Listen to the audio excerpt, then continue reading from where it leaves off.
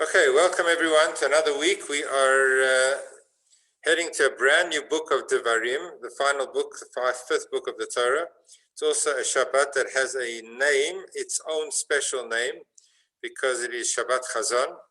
And we'll talk about the vision that we speak about this week in anticipation of Tisha B'Av, which is on Sunday. We'll talk a little bit about these 9 days leading up to Tisha B'Av, and please God, the transformation that we all await in Tisha B'Av becoming a day of joy rather than a day of sadness. But let's begin with a summary of the parasha. In actual fact, let me share a few words first, because I think everybody has been in a very difficult mood. It's been a terrible week. The compound effect of COVID, all of these months and now over a year.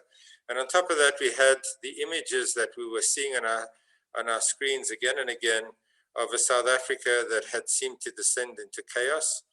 And it was a very, very difficult week. The images we saw were very difficult. And I think that we complicate it by watching these images more than we need to. My suggestion is that we need to get a bit of a dose of what's going on in the world, but to actually relive and re-experience and watch this all the time is soul destroying. And my strong message is in very great moderation. Don't watch the whole time. It does something to our minds and to our hearts, and it is very, very negative. The second request I have is don't just send on every piece of information you receive, because a lot of the information is not authentic. And on the Jewish Board of Deputies, we had a meeting yesterday, and it was mentioned that there were false pieces of information that caused great deal of harm. There was information going around the neighborhoods that there was a march on Balfour Park, and that they had entered into the Balfour Park shopping center, which was not correct. There was a message that came about because somebody saw a whole lot of workers coming in to buy lunch and thought that they were coming to loot, and messaged, and before you knew it, there was hundreds and thousands of messages. The store actually closed the doors, and all of it was not well founded. So there's enough tsaras going around that is real, that we shouldn't become the catalyst and the source of information of misinformation, and therefore we should rather just breathe before we send on the latest announcement of doom and gloom. We should wait so that we settle our minds and hearts and get information whether it's correct before we send it on, because we actually could be. So my second request is don't just be the postman reposting things that might be dubious and not correct, because we might be adding to the pain of it. And just one thought about that came to my mind as I was watching humanity descend into what seemed to be the abyss, the lowest level. In Pirkei Avot, in Ethics of Our Fathers, Rabbi Chanina Skan HaKohanim said that we should have mispalel b'shloima shel malchus. You should daven for the well-being of the authority, the ruling authority, the government of the day, the king of the day. If not for that, ish et re'ehu chayim bla'o, each person would devour each other alive.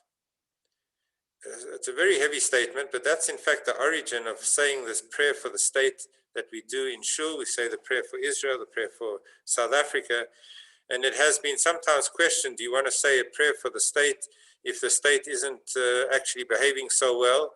So we should know that the people who composed or who urged us to pray for the state were people who lived when the authorities were horrific. We're talking about the time of the Second Temple, when people were absolutely not ethical and had caused a great deal of harm, eventually resulting in harm that was done deliberately to the Jewish leadership at the time. And in spite of that, they said, pray for the well-being of authority and central structures, because without that, humanity can devour one another. And what was disheartening for me was to see that there is a slight veneer called humanity, called being civil, being well-mannered. These are very thin veneers that ensure that people behave the way they should, because very often it's based simply on what will be the repercussion. And when there's a mob mentality and people are not fearing the repercussion, they don't see themselves as accountable and responsible, in a second, we could descend into the lowest abyss of inappropriate behavior, of loss of humanity.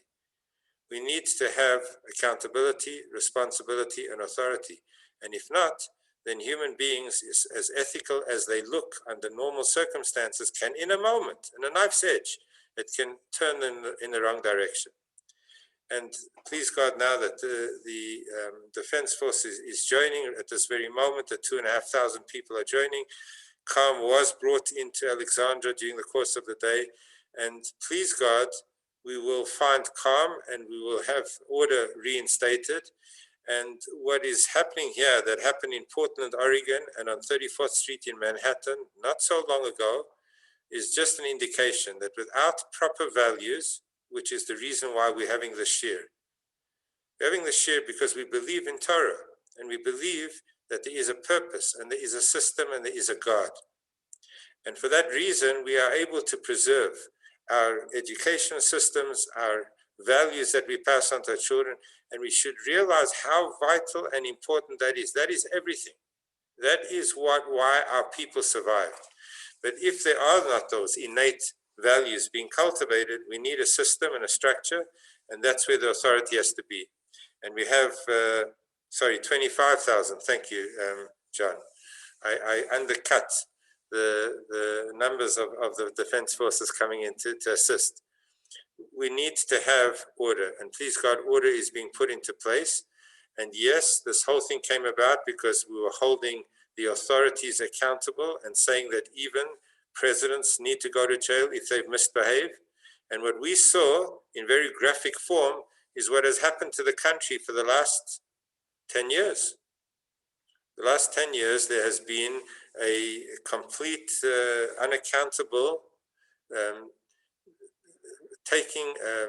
pilfering and looting the assets of this country. And because there was accountability that was required, it spread, and we see it in a very graphic way, what has happened for years now.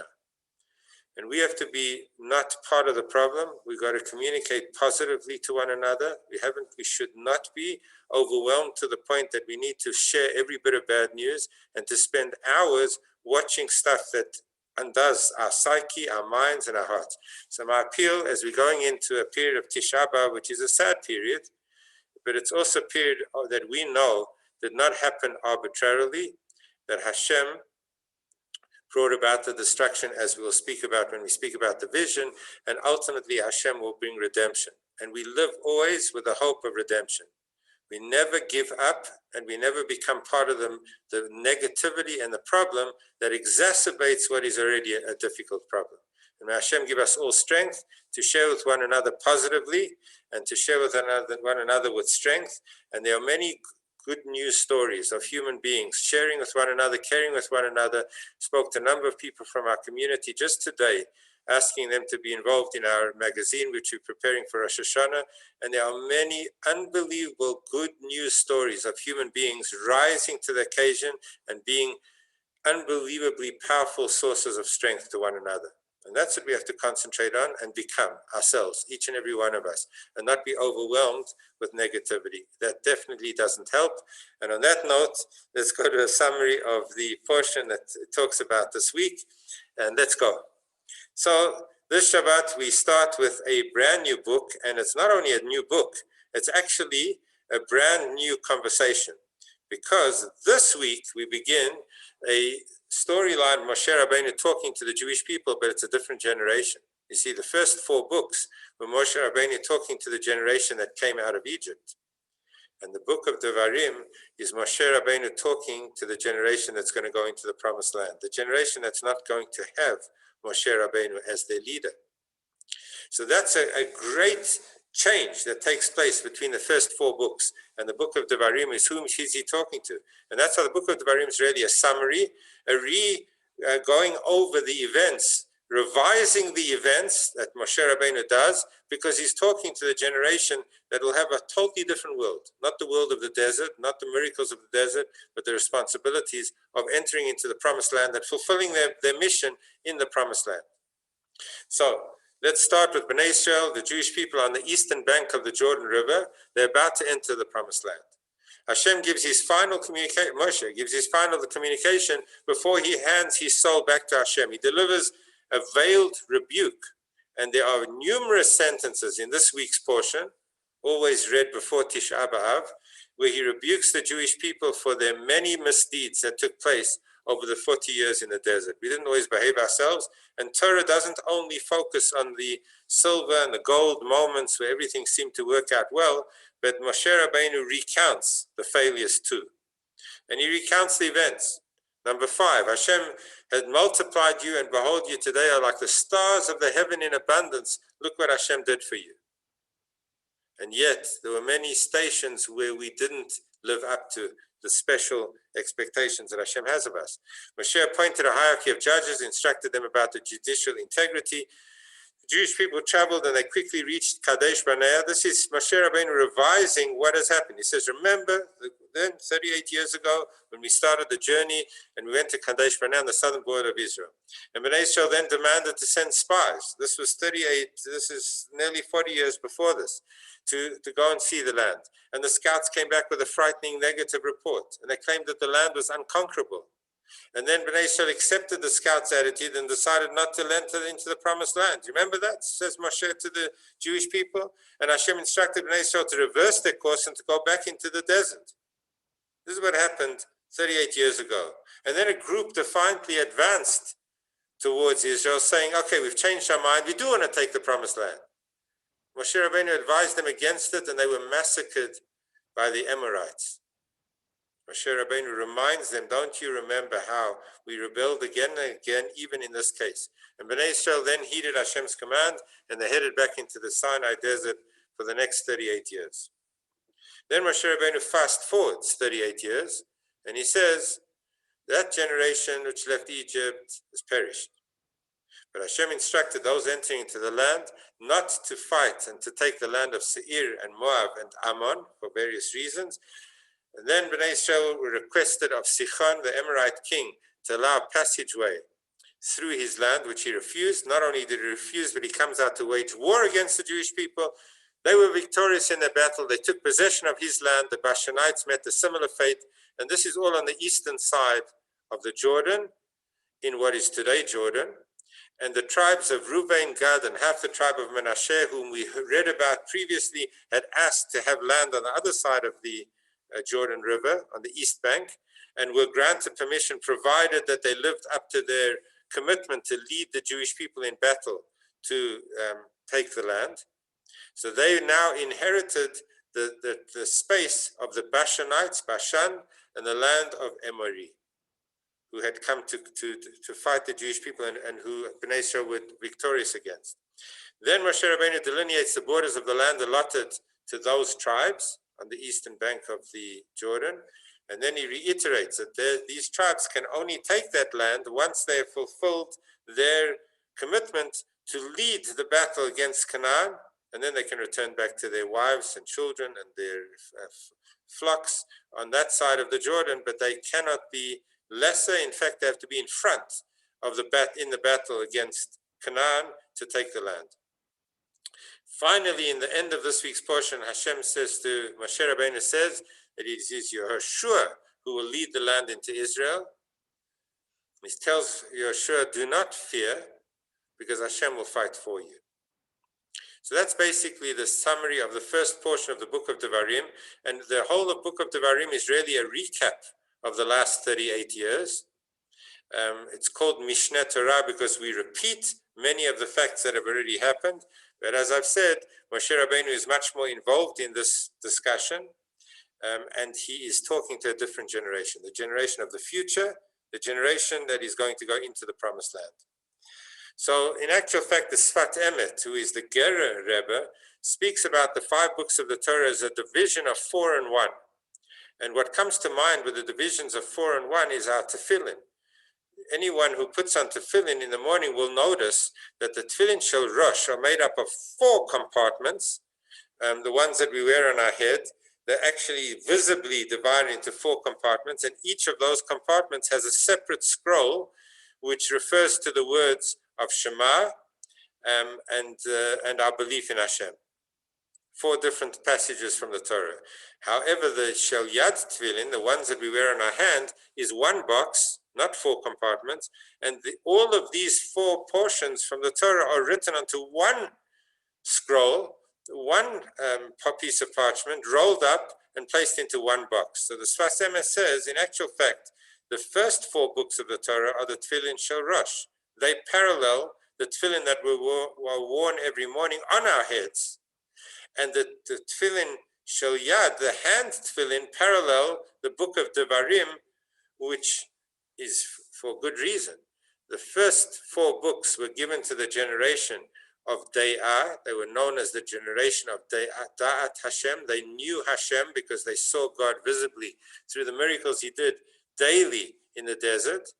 But the 5th book, which was given to those who had entered into the land, were much diminished in terms of their knowledge of Hashem's presence, because there were no more miracles happening on the same level. But they were the nation, the generation of action.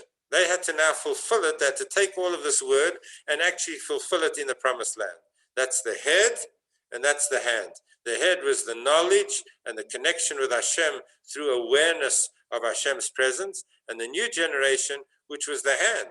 They had to now fulfill it and do it and actually enact what had been known and perceived by their fathers in the desert.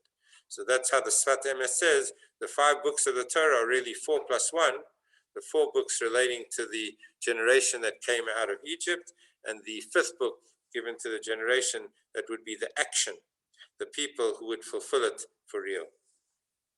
The Yalkut Shimoni, which is a midrash, says it's interesting when it comes to rebuke.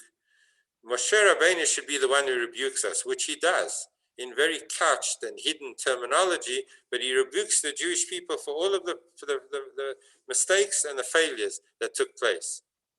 But it's Moshe Rabbeinu who rebukes us, and Bilam, who hates us, let him bless them. So the Midrash says we actually have a reversal. Bilam, that was the sorcerer who wanted to curse the Jewish people, lands up blessing us.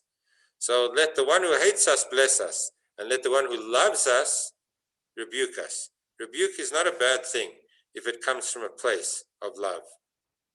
When a father rebukes a child, he doesn't do so because he wants to do damage. He wants the child to grow. So rebuke should come from love, and that's why Moshe Rabbeinu is the best candidate to give rebuke, the tochacha, the musar, because it's coming from such a place of love. And the motivation is very, very important. I've told the story before that my father always used to say that different people, or different items in the home are concerned about a mouse running through the house. A cat doesn't like a mouse running through the house, but in actual fact it does. It chases it, it catches it, plays with it, it tortures it, it has the best fun with it. The cat loves to have a mouse in the house because then it can play with it, act out its wildest fantasy. The housewife, the person who lives there, that person who lives there hates having a mouse around because she has to jump on her chair and she's on the table scared that it's going to come near her. So some people like the problem because in them, as they say in Yiddish. They actually enjoy it and use it at every opportunity to generate negative energy. That's the cat with the mouse. But the housewife says, rather stay away completely. I don't want the problem. So when we rebuke, we shouldn't be enjoying ourselves. It shouldn't be giving us therapy to get it off our hearts. So we should be thinking about the good of the person on the other end of that rebuke, and should come from an exceptional place of love. I want to move on because there's so many things that I want to share. It says, these are the words which Moshe spoke to all of Bnei Israel. Again, a word about rebuke. Who did he speak to? He spoke to all of Bnei Israel. So the Hasidim used to say, it is only to the people of Israel that Moshe Rabbeinu spoke about their failures, iniquities, failings, and gave them rebuke. Where did he take the rebuke? He took the rebuke to the people that needed to grow. but to Hashem, or to any place other than to the Jewish people. That is where Moshe Rabbeinu spoke only of their virtues. Hashem, Kerachim V'chanan, you are merciful. These are people. How could you do this to your people? They are your people, your children. He only spoke about their virtues and their strengths. He didn't want to highlight their negatives. And so it should be with us. If we're talking to somebody who could benefit from the musar that the words of admonition that we give to another human being, it should be done with such love, and it should be done to them, never to somebody else. How are they going to benefit from that? Never lashon hara, not talking negatively because we're enjoying the talking of negativity. But Moshe Rabbeinu only spoke El Bnei Yisrael, El Kol Yisrael, to Bnei Yisrael. He spoke about their failings. To Hashem or to anyone else, Moshe Rabbeinu would only speak about their strengths. We shouldn't wash our laundry in public places. We should only talk about our need to improve when we're talking to each other, not beyond that. And then the Talmud says that bring forth the wise and understanding men, known among your tribes, and I will place them at your head. Va'asimeim. So the Talmud says va'asimeim, and I will place them, is written with, it's lacking a letter, the yud, and it can be read va'ash shamam, and I will find their guilt.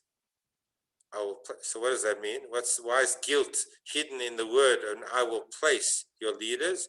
So the Talmud says, it comes to tell us that the faults of a generation rest on the heads of the leaders. Maybe because sometimes the leaders, as we said last week, are not leading appropriately and bear the responsibility of faults. But at any rate, sometimes the nation deserves the leader that they have because of their faults. But somehow the faults are visited on leaders.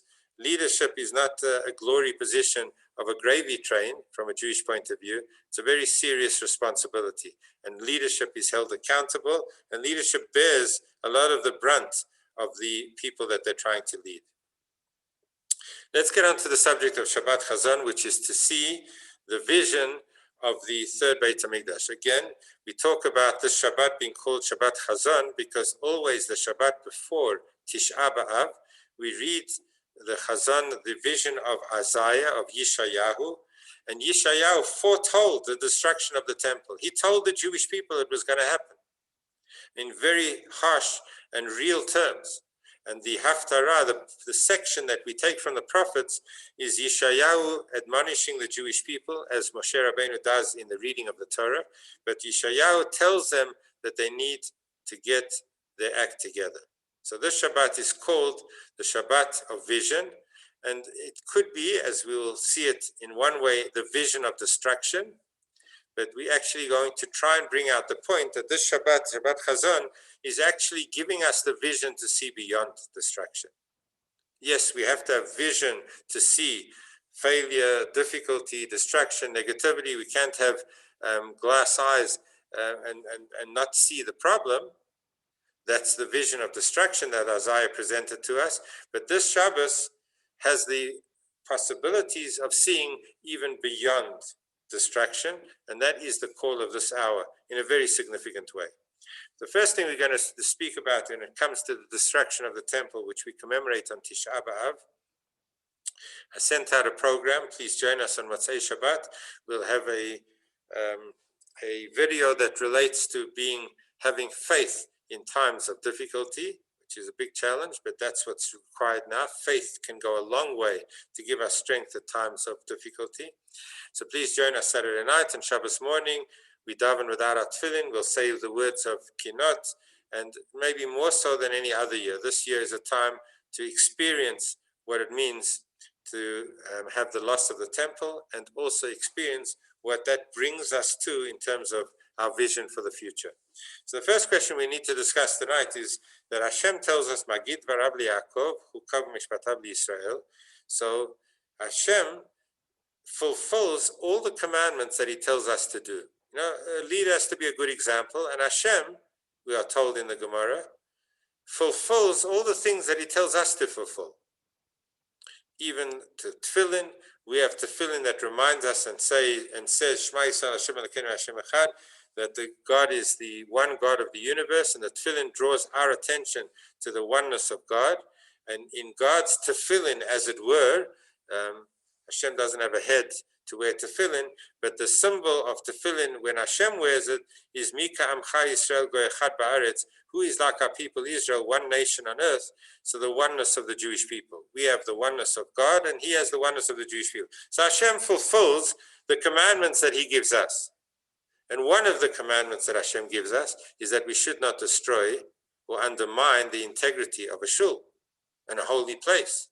We should be very careful with holiness. We should never cause holiness to break or to be broken down.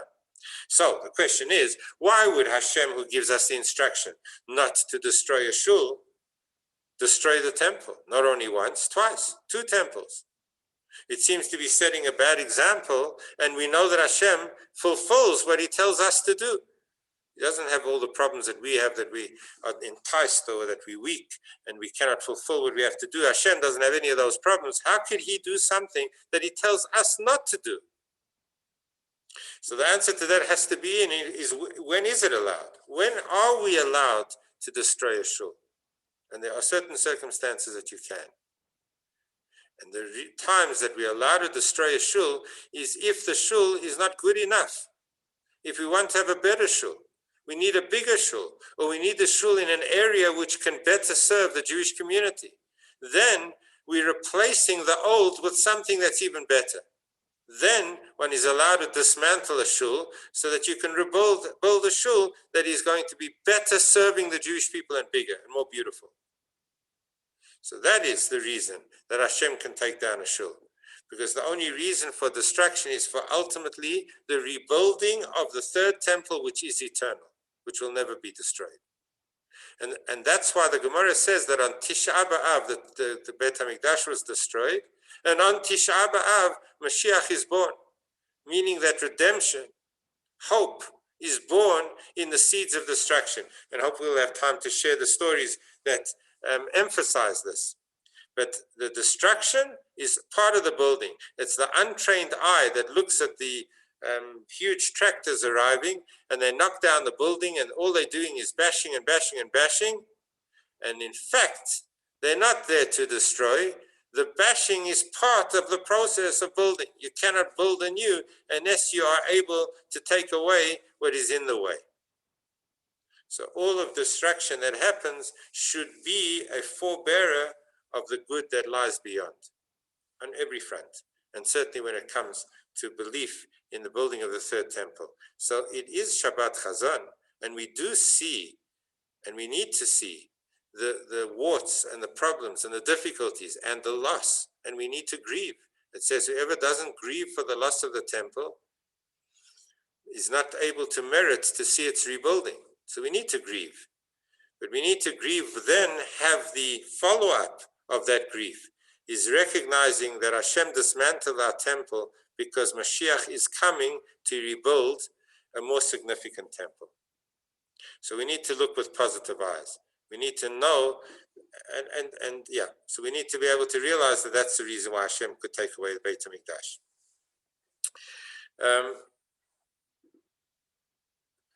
So there are numerous special messages that we can see between the lines of Tisha B'Av, and that is that it is not, God forbid, that God discarded the Jewish people. There is too much design. We need to realize that on the day of Tisha B'Av, so many things happen specifically on this date. So when we talk about a sad time of the year and a troubling time of the year, when many things can go wrong, and unfortunately many things at this time of the year have happened, including now. It's a difficult time of the year. But the fact that it's a difficult time of the year tells us that there's a design. How could it be that the 1st temple and the 2nd temple were destroyed on the same date, the 9th day of Av? And that's the date that the spies came back with a negative report, which we spoke about before, which resulted 40 years in the desert. When did they come back? On the 9th of Av. And the day of the 9th of Av, when the Jewish people were crying and crying and crying, eventually resulted in many years of crying. And there were the first crusade, the second crusade, the expulsion from Spain, and the expulsions that came about prior to that from England. All of them happened on the same day of the 9th of Av. Now, once you see that there's a pattern that reminds us that it didn't just happen. It's not wanton. It doesn't just happen because there's a loss of control or the world's gone mad. Hashem is behind the destiny of the Jewish people. And even when it's painful, the First World War broke out on Tisha B'Av, and the Second World War was a continuation of the troubles of that period. So once you see design, you realize that this is not just happening automatically. It's not just a world gone mad, and therefore we are like a leaf in the wind, and who knows what can be. We know what's going to be.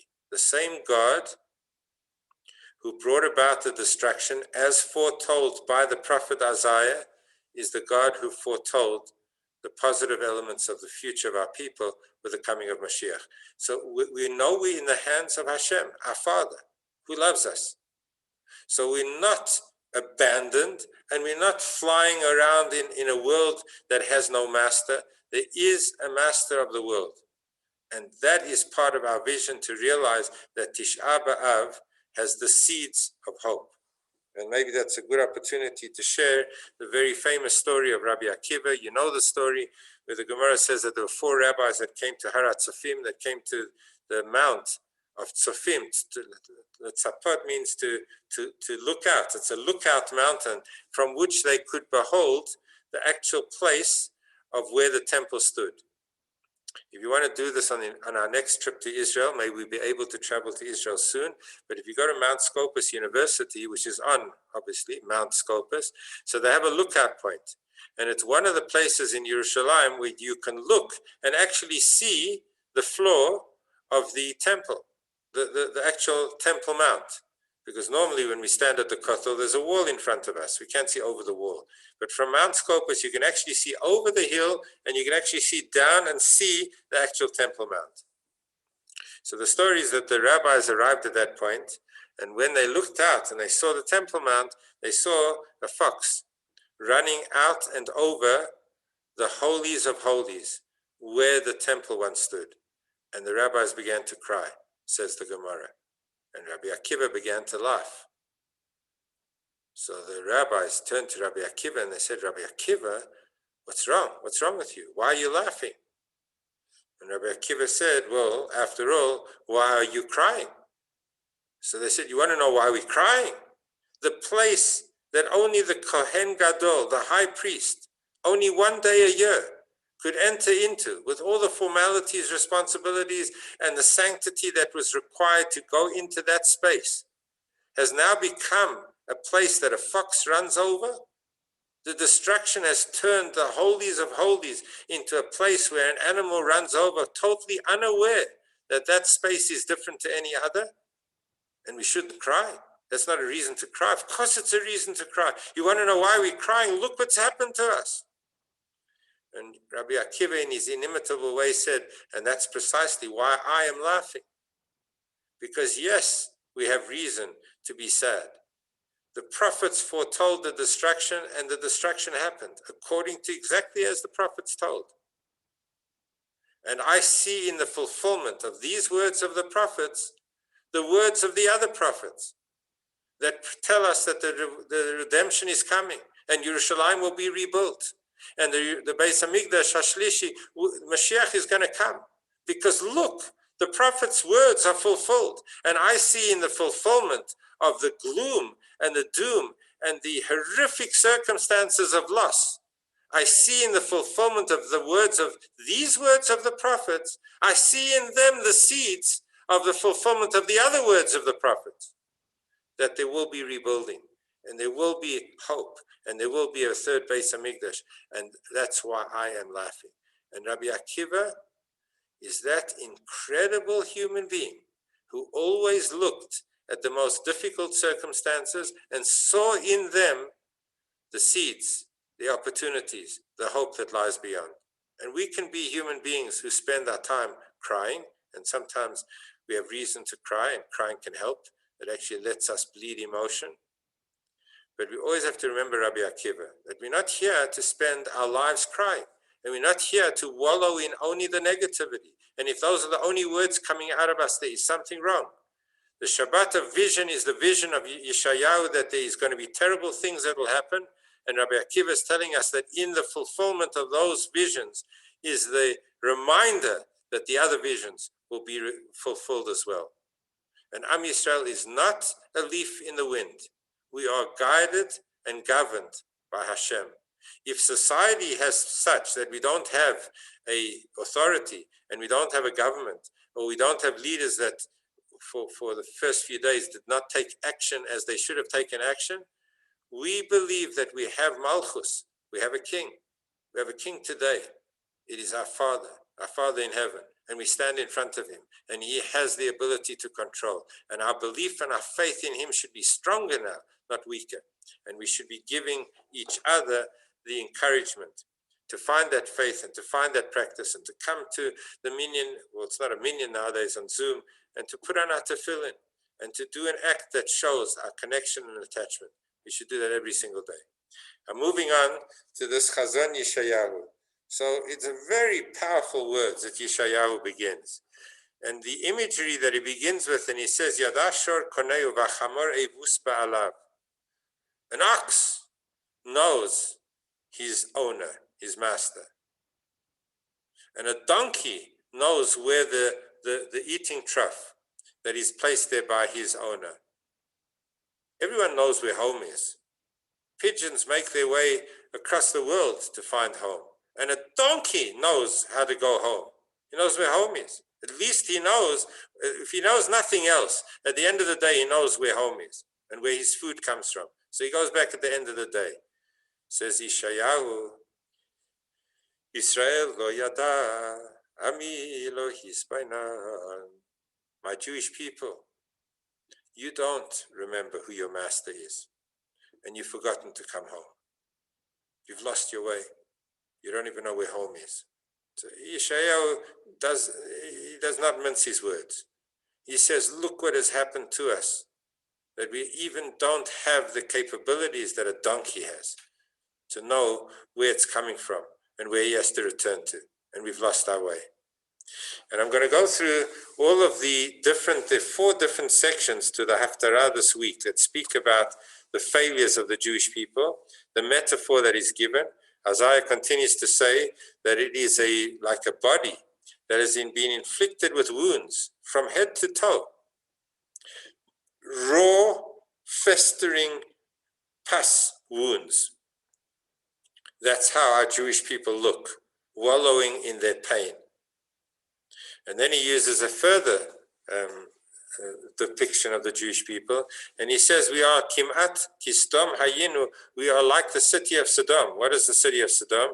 You know, the city of Sodom was turned over with gafrit, with sulfur and with salt, and a very lush and beautiful, serene surroundings of vegetation was turned into arid, harsh salt land. And the people of Sodom were turned over and destroyed by Hashem. So he says, look, we are like destroyed, almost destroyed, like the city of Sodom. And finally he says, look, our temple is in complete ruins, that this beautiful temple has been taken away from us. But one of the commentaries says, if we go through all of these 4 steps and the 4 analogies and the 4 pictures that Isaiah gives us, in each of them, he said, you can look at the presenting problem, and then you can look a little bit deeper and see that the extent of the problem is not how it's presented. It's the underlying reason that these presenting features come about. You know, when you diagnose, God forbid, somebody who has a huge, terrible internal disease, for example, a person, God forbid, has cancer, so they might have a wound on their hand. But you would be short-sighted to diagnose the person as having a wound on their hand. The external manifestation is there to be able to see a lot deeper to what the real issue is. The real issue is much, much more fundamental. So that's why the commentaries explain that Isaiah said, you've lost the place, you've lost the Beis Hamikdash, so we've lost this beautiful core of our lives. But the underlying problem wasn't that Hashem took away our temple. The underlying problem was where we forgot where home was. We didn't treat our temple the way we should have treated it. We forgot the importance of the temple in our lives, and therefore when it was taken away, it wasn't just a problem of, whoops, we lost our temple. We lost our knowledge that we needed a temple. We forgot to come home to the temple. We actually lost our lives and our way before the temple was taken from us. So the presenting problem is we don't have a temple. The real problem is that we don't even know that we need it, or we did not know that we needed it. Secondly, you have the presenting problems of the analogy of a body that is inflicted with wounds, but Isaiah carries on with a few more words, and he says, Lo chubashu, and the wounds are not dressed. It's bad enough if a person has many wounds. But what if a person is in a state of mind that he doesn't address them? He doesn't put a bandage on.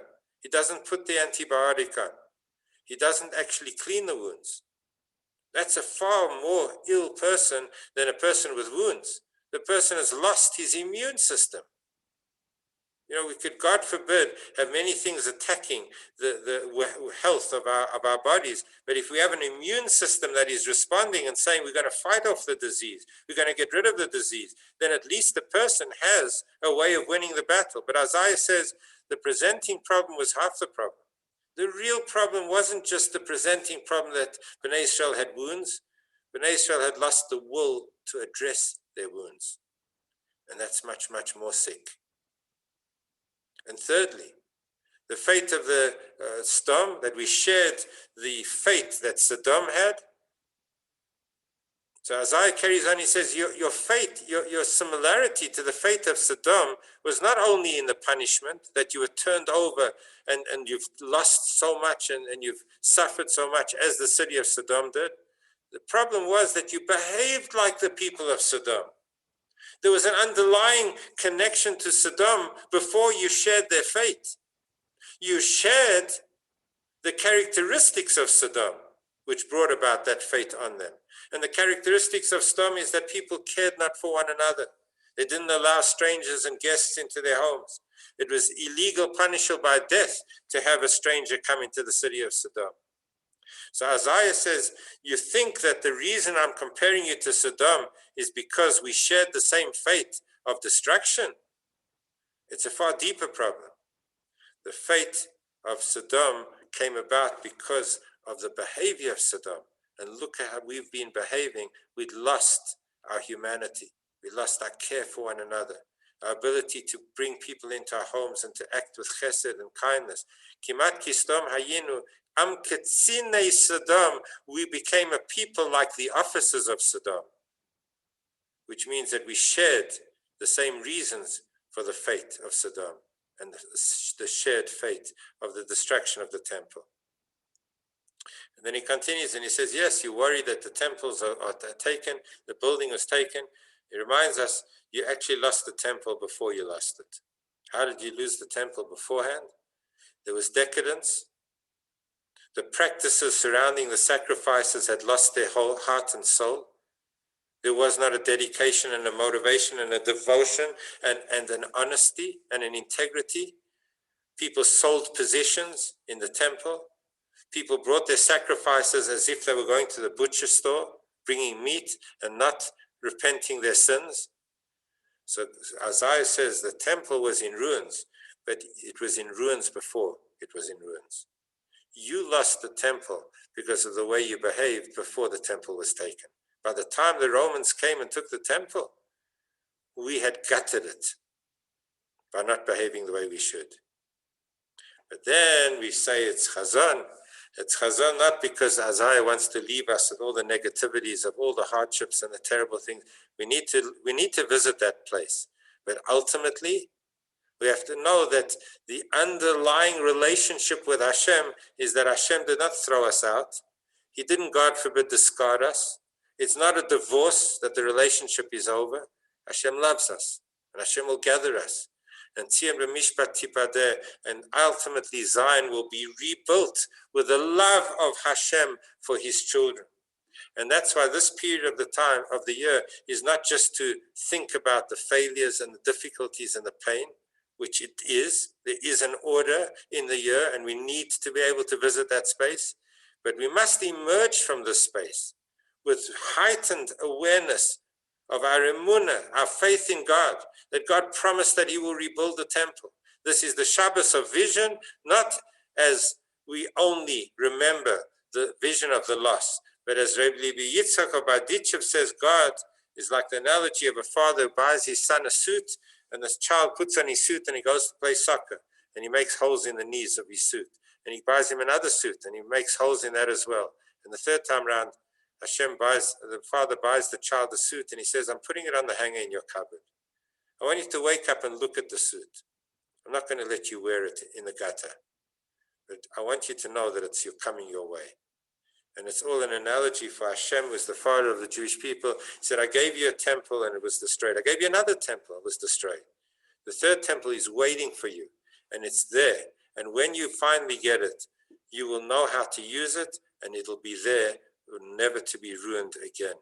Let this Shabbat Chazon, the Shabbos of vision, not only be the vision of loss, which we need to have, as mentioned by Isaiah, but the real vision of a Jew is optimism, is positivity, is hope, is belief in Mashiach, that the world will be redeemed. And in the hardest, most difficult time, even a week in which we see humanity descend to the lowest ebb, we realize why we need a Beit HaMikdash. We need a Beit HaMikdash because we need the presence of Hashem in the world. We need holiness, we need values, we need a spiritual dimension. All of this reminds us of why it is that we grieve for the loss of the temple, because we need to reinstate a world that is aware of the presence of Hashem. And we as Jews have to be more aware of God's love for us, which is abundant. Thank you so much for joining. Have a magnificent week.